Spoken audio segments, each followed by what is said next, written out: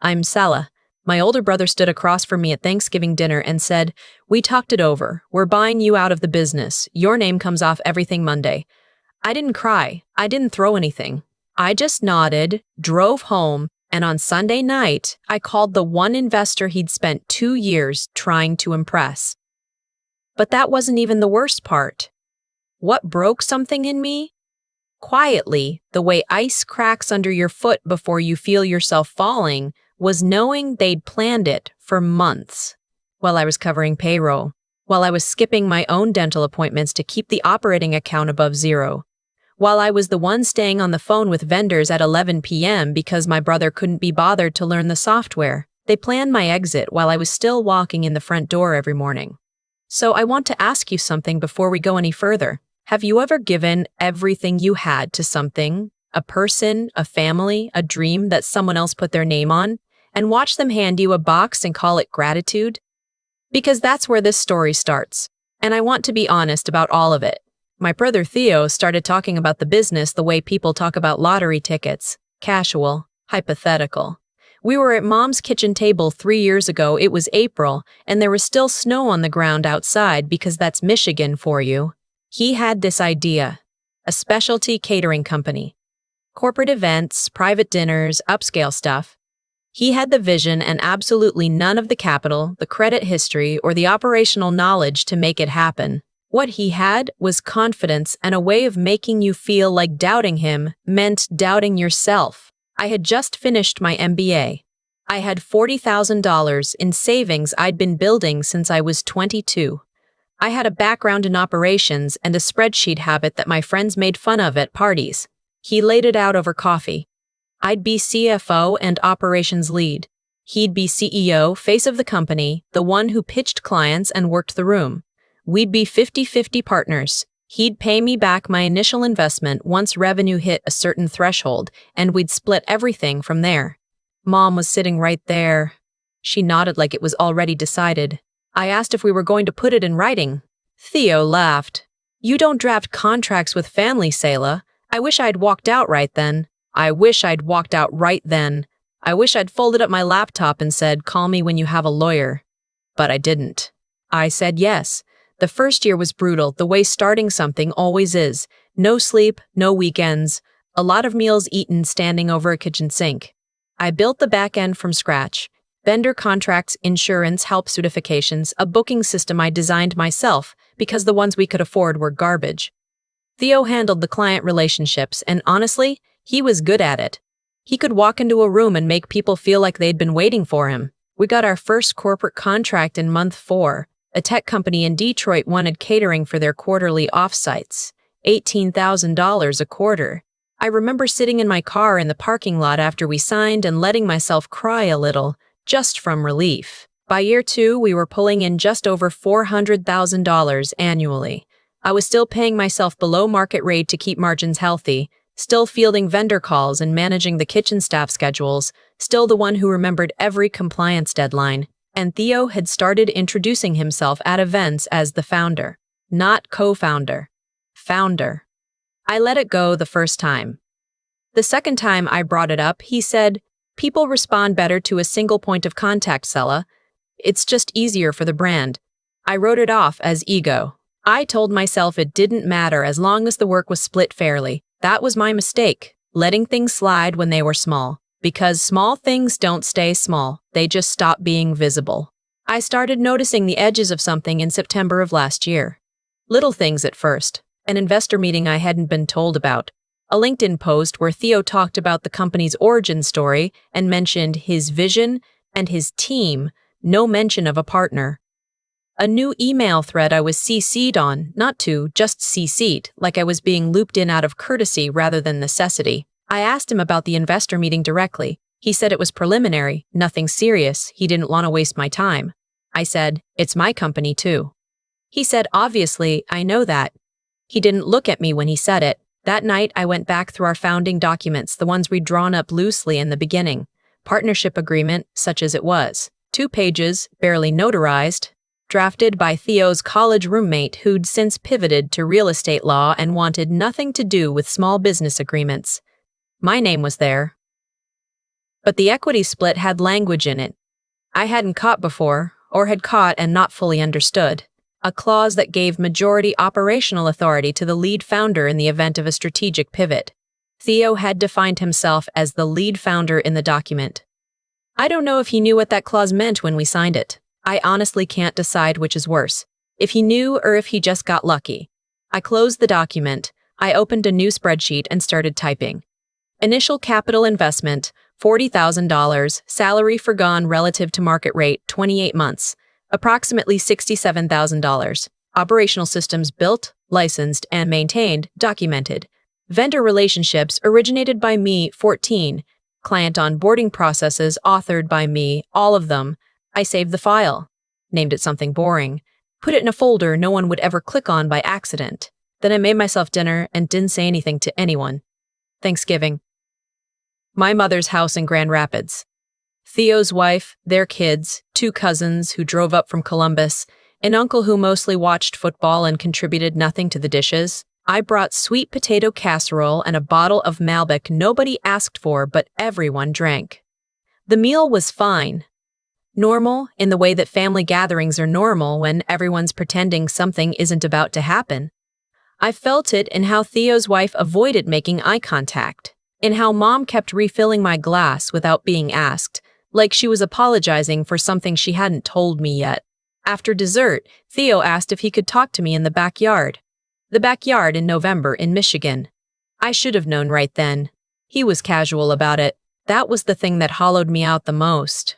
How casual he was. Like he'd practiced being casual about it. He said the company was at a point where it needed to evolve, that some investors they'd been speaking with, not we, they, him and whoever else, wanted a cleaner leadership structure, single decision maker, streamlined equity. He said it was just business. Then he said, we talked it over, we're buying you out, we can get you a fair number based on your initial investment. My initial investment, $40,000. After 3 years, I said, who is we? He named the investors. 2 names I recognized from the CC thread. And Mom, he said, she's been in on the planning. I looked back at the kitchen window. Mom was standing there, hands wrapped around her coffee mug, not looking outside. I didn't scream. I didn't tip over the patio table. I just stood there in the cold for a moment and said, I'll think about it. Then I went inside and helped my aunt wash the dishes. On the drive home, I didn't turn on the radio. I spent Friday doing nothing useful. Just sitting in my apartment, getting up to make tea, sitting back down. I have this thing I do when something big happens. I go very still before I react. My college roommate used to say I was the only person she knew who got quieter the angrier she was. She didn't mean it as a compliment, but I've always taken it as one. Saturday morning, I started making calls. The first person I called was my old professor from the MBA program, a woman who'd spent 20 years in business law before she started teaching. I laid it out for her plainly. She listened. Then she said, they can try to buy you out, but that clause doesn't automatically give him the right to force an exit without your signature. You still have leverage. Use it before Monday. The second call was to a CPA I'd worked with when we set up the company's books. I needed documentation of my contributions, not my version of them, but a formal accounting. She said she could have something preliminary by Sunday evening. The third call was to a woman named Harriet. She was the lead partner at the investment group Theo had been courting for 6 months. I'd met her once at a trade event, and she'd given me her card. The kind of card that's heavier than it should be, the kind that says I give this to people I find worth giving it to. I called her on her cell. She answered on the 3rd ring. I told her I was Theo's business partner and co-founder, emphasis on co, and that I believed there may have been some misrepresentation about the company's structure in their conversations. I said I wasn't calling to be difficult. I was calling because I thought she deserved accurate information before any agreements moved forward. She was quiet for a moment. Then she said, I wasn't told there was a co-founder. I said, I know. She said, can you send me documentation of your role and equity stake? I said, I'll have it to you by Sunday night. Sunday, I worked for 11 hours straight. The CPA delivered the accounting summary, 3 years of contributions, properly formatted, cross-referenced with company bank records. My initial capital, the ongoing salary differential. System costs I'd absorbed personally when the company account was thin.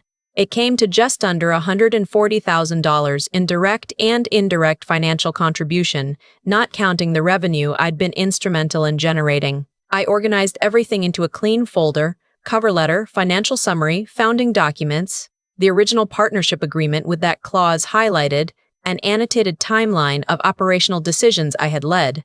I sent it to Harriet at 9:47 p.m. I sent a copy to our company's primary attorney, the one we used for contracts. She was technically retained by the business, which meant both of us. I wanted her to have it on record. Then I opened my banking app and did something I'd been thinking about since Friday morning. There were 3 recurring transfers set up in my name, personal guarantees I'd signed when the company needed short-term credit early on. 2 vendor payment bridges and 1 equipment lease that was technically in my name because Theo's credit hadn't cleared at the time. They were set to process on the 1st of December. I contacted each one and initiated the transfer of primary liability. They would all need to be renegotiated, or Theo would need to sign on as the new guarantor, which meant come December 1st, someone was going to get some calls that weren't going to be fun. I didn't send a warning. I didn't write an explanation. I just labeled a folder on my desktop, transition documentation, and went to bed. I slept better than I had in months. Monday morning, I was halfway through my coffee when my phone started moving on the table. Theo. I let it go to voicemail. He called again. I made eggs. He texted, just a question mark, which told me everything about how the conversation with Harriet had gone. His wife called next, which surprised me. She'd always stayed out of the business side. When she called the second time, I picked up. She didn't yell. She said, "Selah, this is going to hurt everyone. Think about what you're doing to the family." I said, "I've been thinking about the family for 3 years. I'm going to take a break from that." She didn't have anything after that. An hour later, a message from Mom, short, unlike her. It said, "I didn't want it to go this way." I read it 3 times. Then I set my phone face down. I thought about what it would feel like to respond, to ask her why she sat in the backyard and didn't say a word, why she'd been in on the planning and never once picked up the phone. I have the kind of mother who performs warmth for an audience but goes quiet when you actually need her to speak up. I've known that for a long time. I just kept hoping I was wrong. I wasn't wrong. I didn't reply to her message. By noon, Harriet had sent a formal email to the company attorney requesting a full disclosure of the ownership structure before any investment discussion could continue. She copied me on it. Theo sent me 6 texts in 40 minutes. The tone changed with each one, confused, then explanatory, then persuasive, then something that was trying very hard not to sound desperate and failing. I read them all. I didn't respond to any of them. The vendor calls started Wednesday. I know because my cousin, Theo's side, not mine, but we'd always gotten along, sent me a message that just said, "The equipment lease people called the business line asking for the account holder," and Theo went completely white. "I thought you should know." I didn't respond, but I appreciated the heads up. That evening, I got an email from the company attorney. She'd reviewed the documentation I sent. She said, "Based on what you've provided, a forced buyout at initial investment value would almost certainly not hold up. You likely have grounds to negotiate substantially more or to block the exit entirely and remain a partner." I sat with that for a while. Then I wrote back and said, "I don't want to remain a partner. I want fair exit terms, a formal acknowledgement of my contributions in any future public narrative about the company's founding, and a clean signature transferring the guarantees out of my name." She said she'd draft the demand letter. The week before the demand letter arrived, I took myself to dinner. Not a sad, "I deserve this dinner." A real one, somewhere with tablecloths, where I ordered the thing I actually wanted and sat with a book and didn't look at my phone. My server was a young woman, maybe 22, who told me she was saving up to start a food truck. I asked her what kind of food. She said breakfast stuff, but elevated. Like biscuits and gravy with short rib. I told her that sounded like a business plan to me. She laughed. I left her a 40% tip and walked home. When I got back to my apartment, there was a voicemail from Mom. She sounded more like herself, softer. She said she knew things had gotten complicated and she hoped I knew she loved me. She said, "I just didn't want to be in the middle of it." I played it twice. She was always in the middle of it. She'd chosen a side, she just called it staying neutral. I didn't call her back that night, but I didn't delete the voicemail either. The demand letter landed on a Tuesday. I don't know exactly what happened on their end, but my cousin texted me that same afternoon. She said, Theo just canceled the family Christmas dinner he was hosting, said something came up. Everyone's confused. I made myself tea and sat by the window. I hadn't been planning to attend that dinner anyway, but there was something about it, him canceling, the disruption landing in a room I wasn't even in, that felt quieter and more complete than I expected. Harriet's team paused their investment discussions pending the resolution of the ownership structure. That pause had a dollar figure attached to it, a significant one. Theo knew what was at stake. The demand letter made it clear that the alternative to a negotiated settlement was litigation, and litigation meant the full documentation, everything I'd compiled, every financial record, would become discoverable. His attorney contacted mine within 48 hours. We settled 2 weeks before Christmas. Not in a courtroom. In a conference room with bad overhead lighting and coffee that had been sitting too long. Theo was there. His attorney. My attorney. A mediator. Theo didn't look at me when I walked in. He looked at the table, at his phone, at the window, anywhere that wasn't across from him. I looked at him directly. Not with anger, just clearly. I'd spent so many years trying to read his approval in a room. I was done doing that. The settlement was fair. More than fair. A buyout reflecting actual market contribution, not initial investment. The guarantee transfers signed and complete, a clause in the company's founding record, the clean version, the one they'd update for investor decks, that acknowledged my role as co-founder and operational lead for the company's first 3 years. His attorney pushed back on that last part. Theo sat quietly while they argued. At one point, he looked up and almost said something. I watched him decide not to. I signed where I was supposed to sign. I stood up. I put on my coat. My attorney said she'd handle the rest. I thanked her and walked out. The days after that were quiet in a way I hadn't felt in years. No vendor calls. No payroll anxiety. No 11 p.m. emails about a client with last-minute dietary changes. I woke up in the morning and the first thought in my head was just, what do I want today? That sounds small. It wasn't. I spent a lot of time cooking things I actually liked, not catering food, not other people's preferences. Just whatever I felt like making on a Wednesday night for no one but me. My cousin came over once with wine and did not bring up Theo once the entire evening, which was the kindest thing anyone had done for me in a long time. We talked about her job, a trip she was planning to Portugal, a documentary she'd seen twice, normal things, light things. She said, before she left, I just want you to know I never thought what they did was right. I said, I know. Thank you for saying it. She hugged me at the door, and I let her. Mom sent a card a week before Christmas. Cream envelope, her handwriting on the front, the kind of card she picks when she's trying to say something she doesn't know how to say out loud. Inside, she wrote that she was proud of me for how I'd handled everything and that she hoped I'd come for Christmas dinner. Just the two of us, nothing big. She didn't apologize directly. That's not something she knows how to do. But the card sat on my counter for 3 days before I moved it. That was something. I called her back on a Sunday morning. We talked for 40 minutes about mostly nothing. A book she'd been reading, a plumbing issue in her kitchen, a neighbor's new dog. We did not talk about Theo or the business or the Thanksgiving conversation. That's how it is with her. You have to let some things stay sideways for a while before they straighten out. I've spent a lot of my life being impatient with that. I'm working on it. January came in cold and clear.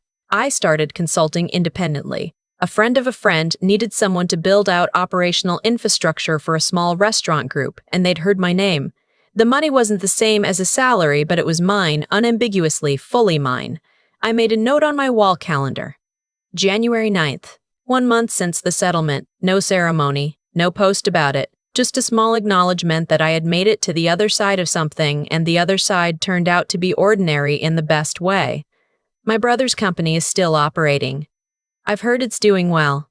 Part of me hopes it is, genuinely. I put 3 years of my life into building the foundation of that thing. And watching it fail would feel like watching a house I built burn down. Even if I'm not living in it anymore. But I'm not watching. That's the difference. The hardest lesson from all of it wasn't anything about contracts or clauses or what to do when a family member shows you who they are. It was something quieter. I had known, for longer than I admitted, that the equity wasn't being honored. I had known when he started saying founder instead of co-founder.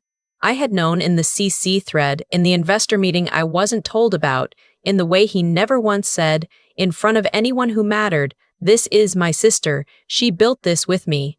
I had known, and I kept paying for a seat at a table that had already been pulled away. If you've ever been the one in the background making sure everything works, in a business, in a family, in a friendship, while someone else stands at the front and takes the bows, I want to say this plainly, your name belongs on the thing you built, not as a courtesy, not as a footnote. As a fact, and if they won't put it there, you document. You don't wait and you don't negotiate your own erasure. You already know what you contributed. The receipts are just for the room. I'd love to hear from you. Have you ever had to fight to be credited for something you built? Have you ever been the one holding things together while someone else got the title? Tell me in the comments. I read every one. If this story stayed with you, subscribe to the channel. There's more coming. More voices, more truth, more stories about what it really costs to choose yourself. This is just the beginning. I've had a lot of time to think about what actually happened, not the legal version, not the settlement version, but the real sequence of things. And here's what I keep coming back to. None of it was sudden. Theo didn't wake up one Thanksgiving and decide to cut me out. It happened in layers, over months, maybe years.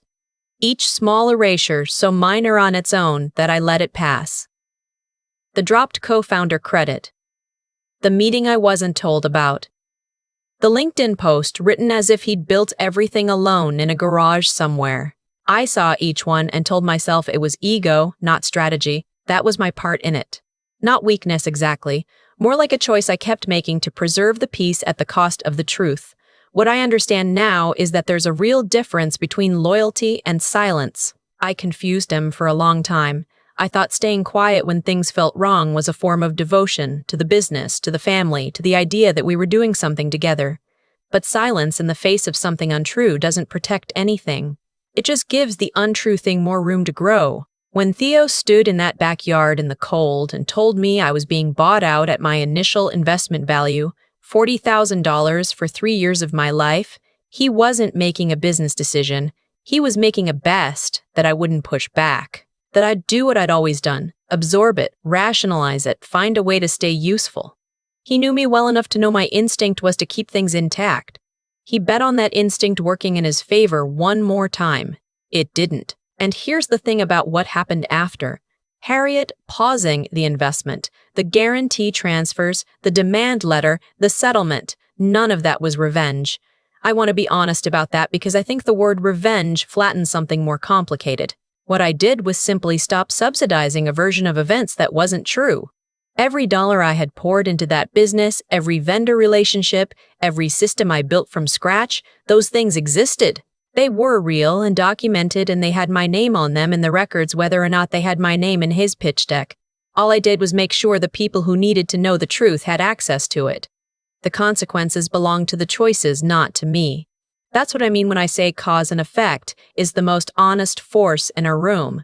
Not punishment, not payback, just the weight of what's actually true, finally landing where it was always going to land. What I took from all of it, and I'm still learning this, I don't want to pretend I have it figured out, is that your integrity is not a bargaining chip. You don't get to trade it for belonging, for approval, for the illusion of a partnership that was never really equal. The moment you start negotiating your own worth to keep someone else comfortable, you've already lost something harder to recover than money. Theo's company is still running. My name is in the founding record now. Quietly, accurately, where it should have been from the beginning. I don't need anyone to acknowledge it out loud. I just needed it to be true. Some things you build for yourself, some things you build to prove they were worth building. And sometimes the most powerful thing you can do is document everything, stand very still, and let the truth do the work.